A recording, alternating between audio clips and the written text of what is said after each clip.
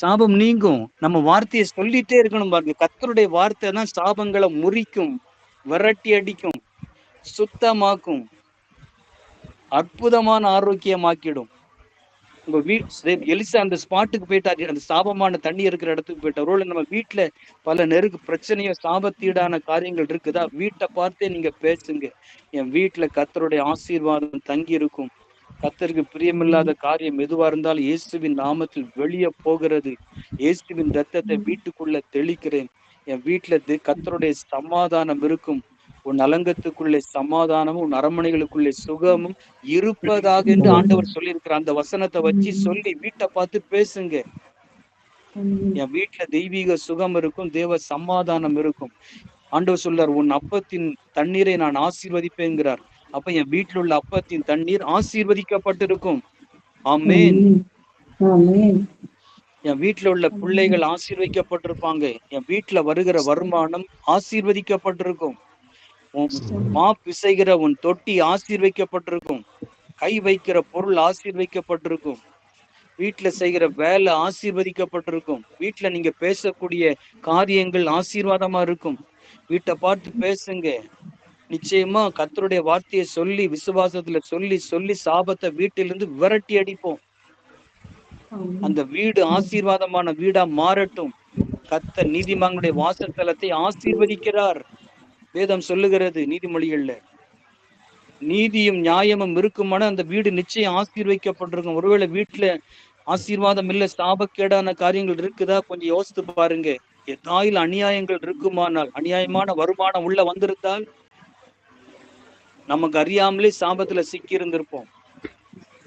நீதிமான்களுடைய வாசஸ்தலத்தை கர்த்தர் ஆசீர்வதித்துக் கொண்டே இருப்பார். அப்பத்தின் தண்ணீர் ஆசீர்வதிக்கப்பட்டிருக்கும். ஆமென். கர்த்தர் பிரகாசமாக்குவார். கர்த்தாவே உம்முடைய முகத்தில் உள்ள ஒளியை என் மேல பிரகாசியும். உம்முடைய முகத்தில் உள்ள ஒளி என் மேல இறங்கட்டும். ஆண்டவருடைய ஒளி உங்க வீடுகள்ல பிரகாசிக்கட்டும். கர்த்தருடைய வெளிச்சம் உங்க வீட்டை நிரப்பட்டும். இருள் மறையட்டும். தடைகள் நீங்கட்டும். சிலருக்கு சாபங்கள்ல பல டைப்ஸ் இருக்குது. சிலருடைய வாழ்க்கையில தடை, அந்த தடையே ஒரு சாபம் தான் பாருங்க. எது எடுத்தாலும் தடை, எங்க போனாலும் ஒரு தடையா இருக்குது. அவங்களுக்கே புரியல, என்னண்டே தெரியல, எந்த காரியத்துல இறங்கினாலும் ஒரு தடை வந்துருது. என்ன செய்யறதுன்னு தெரியல. என்ன யார பார்க்கணும், எங்க போகணும், இதுக்கு என்ன பண்ணணும்ன்றே தெரியாம இருக்கிறாங்க. தடை தடை தடை. பிள்ளைங்க காரியம் தடை, வேலை காரியம் தடை, வீட்டு காரியம் தடை, சொந்த காரியம் தடை, பண காரியமும் அது ஒரு தடையா இருக்குது, எதிர்காலம் ஒரு தடையா இருக்குது. என்னன்றே தெரியலன்னு நினைக்கிறேன். அந்த மாதிரி இருக்கிறாங்க. அப்ப அந்த தடை என்பதே ஒரு சாபம் தான் பாருங்க. கர்த்தர் சொல்லுகிறார், தடைகளை நீக்கி போடுகிறவர் உங்களுக்கு முன்னே போகிறார் என்று மீகா தீர்க்க தரிசனத்துல வசனம் இருக்கிறது. ஆண்டவர்களுடைய தடைகளை நீக்குவார் அப்படின்னு நம்ம விசுவாசத்தை ஜெபம் பண்ணுவோம். அந்த தடைக்குண்டான காரியம் ஏதாயிலும் நம்ம காரியம் வாழ்க்கையில ஏதாயிலும் குறைபாடுகள் இருந்து அதை சரி பண்ணுவோம். ஒருத்தர் ஜெபம் பண்ண கூப்பிட்டாரு பாருங்க. ஒரு டீ கடை வைக்கிறேன், ஜெபம் பண்ணுங்க, வந்து போய் ஜெபம் பண்ணோம். அப்புறம் அவரு கொஞ்ச நாள் கழிச்சு ஒரு டெய்லர் கடை வைக்க போறோம், அதுக்கு ஜெபம் பண்ணுங்கன்னா அதுக்கு ஜெபம் பண்ணோம். நிறைய கடையை தொழிலை மாத்தி பாக்குறாரு, ஒன்னும் ஒப்பேற மாட்டுக்கு. என்ன விஷயம் கொஞ்சம் யோசித்து பார்க்கணும். ஒவ்வொரு கடையா வச்சாச்சு, ஆனா ஒருலயும் ஒரு டெவலப் இல்லை. என்ன விஷயம் தான், எதை எடுத்தாலும் ஒரு தடையில வந்து நிக்குது. என்ன காரணம்? ஏதோ ஒரு போராட்டம் உள்ள இருக்குது. கொஞ்சம் யோசித்து பார்க்கணும். அதை தடைகள் நீங்கணும், தடைகள் விலகணும். இயேசுவின் நாமத்தில் அந்த தடைகள் விலகட்டும். கர்த்தருடைய வார்த்தையை விசுவாசித்து சொல்லிதான் தடைகள் உடைக்கப்படும், நீங்கும். சாத்தானுக்கு தெரியும், நீங்க கர்த்தருடைய வார்த்தையை சொன்னா சாபம் நீங்கிண்டு சாத்தானுக்கு நல்லா தெரியும். அதனால சாத்தான் என்ன செய்வான்னா, கர்த்தருடைய வார்த்தையை உங்களை சொல்ல விட மாட்டான். உங்க வாயை இறுக மூடி வச்சிருவான். உங்க மனசுல கர்த்தருடைய வார்த்தையை வரவிட மாட்டான். உங்க மனசுல சந்தேகத்தை கொண்டு வருவான், பயத்தை கொண்டு வருவான், ஒரு சலிப்பை கொண்டு வருவான். இதெல்லாம் சாத்தானுடைய தந்திரங்கள். நம்ம கொண்டு வந்து போட்டு பயம், குழப்பம், டென்ஷன், டிப்ரெஷன் இதை கொண்டு மனசுல போட்டு கர்த்தருடைய வார்த்தையை விசுவாசிக்க விட மாட்டான். உற்சாகமா சொல்ல விட மாட்டான்.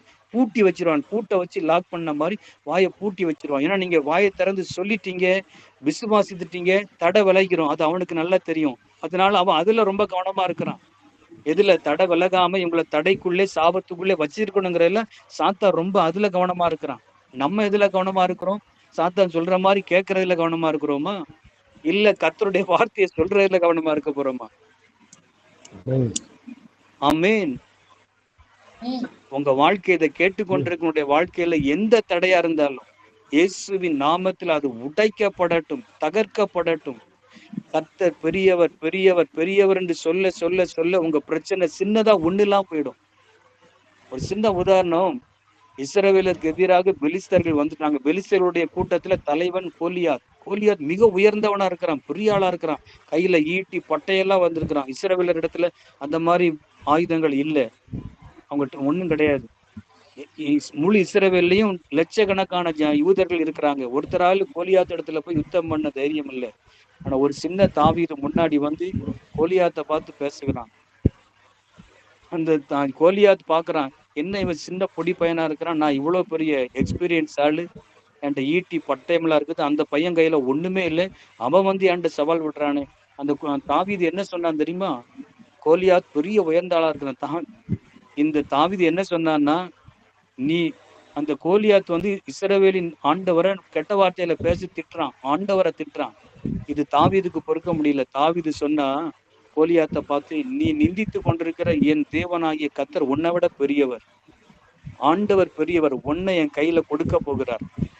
ஆமென். கர்த்தர் பெரியவர் என்பது அந்த கோலியாத்துக்கு சொல்லிக்கிட்டே இருக்கிறான். என் ஆண்டவர் இராணுவங்களின் தேவன், பலத்த தேவன், பெரிய தேவன், அற்புதங்களின் தேவன், உன்னை ஒரே மடக்கா மடக்கிடுவார் அப்படின்னு கர்த்தரை பெருசா சொல்ல சொல்ல சொல்ல சொல்ல பிரச்சனை சின்னதா சின்னதா சின்னதா மாறி மாறி மாறி ஒண்ணுமில்லாம போயிடுச்சு.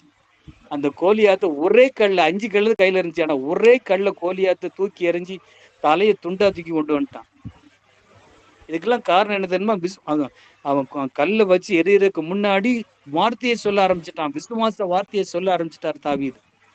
வெற்றியை யுத்தமே இன்னும் பண்ணல. யுத்தம் பண்ணுவதற்கு முன்னாடியே வெற்றியை பேசுகிறார். 5 தடவை வெற்றியை பேச ஆரம்பிச்சிட்டார். பேசிட்டு தான் யுத்தத்தை ஆரம்பிக்கிறார்.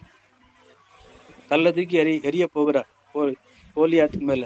இதுதான் பாருங்க, நம்ம போராட்டங்கள் நெருக்கங்கள் வரலாம். ஆனா கர்த்தருடைய வெற்றியை, கர்த்தரை பெரியவரா நம்ம சொல்ல சொல்ல சொல்ல கர்த்தர் பெருசாயிட்டே இருப்பார். பிரச்சனை சின்னதாய் சின்னதாய் சின்னதாய் ஒண்ணுலாம் போயிடும்.